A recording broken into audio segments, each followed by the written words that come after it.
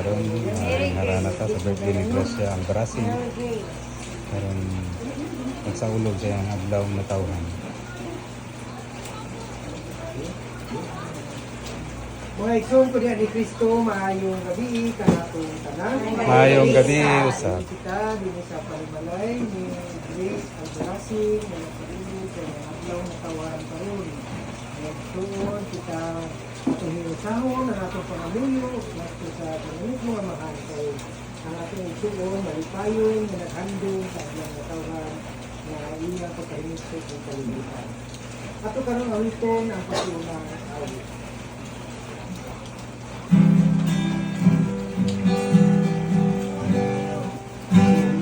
Magatigom ta sa iyang ngalan, siya natong tanan makiguban.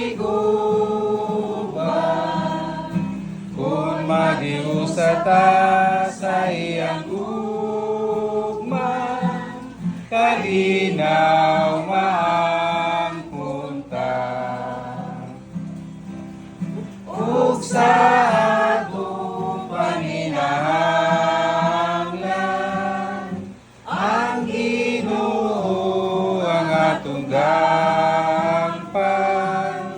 kay siya raman ang tuburan sa tanang mga kaayuhan.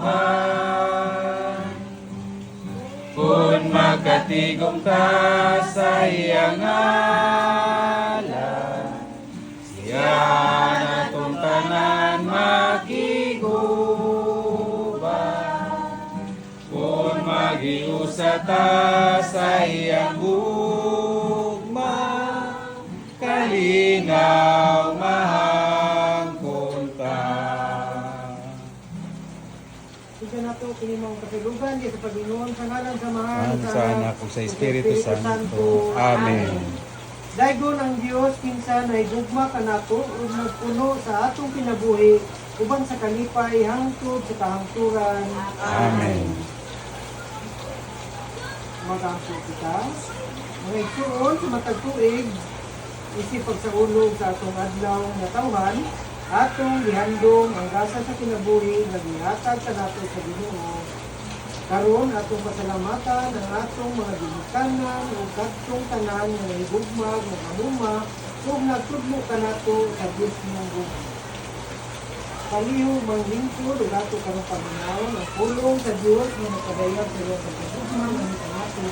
Ug sa atong pagpaminaw atong sinitiyon sa mga gugma nga mao nga panahon sa atong paglangaw o pagsulong sa Dios. Ang pagbasa tinutlo gikan sa sulat ni San Pablo ngadto sa taga-Pilipos. Nagpasalamat ako sa Dios sa matag higayon nga maghandom ako kaninyo o gikalipay ko ang pagampo kanunay alang kaninyong tanan. Tungod sa inyong pagtabang kanako sa buluhaton sa Ebanghelyo. Sukad sa una pagayong adlaw hangtod karon. Kung busa, siguro ako nga kining maayong buhat nga gisugdan sa Dios diha kaninyo, padayunon gayud niya hangtod mahuman kini sa pagbalik ni Kristo Hesus.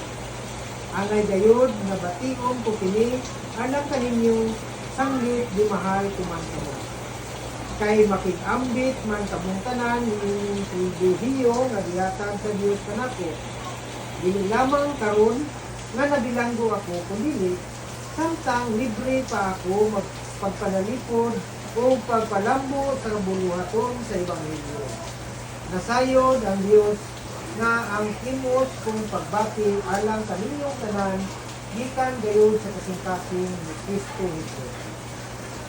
Ang akong pag-ampo alang kaninyo mao nga magtubo unta ang inyong gugma kahibalo o kaalam sa paghukom aron makapili kamo sa labing maayo ug sa ingon ini maputli kamo ug walay kasaway diha kaninyo. Unya sa pagbalik ni Kristo.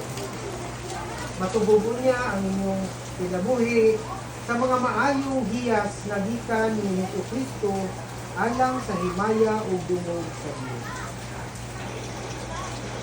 ang pulong sa Ginoo. Salamat sa Diyos.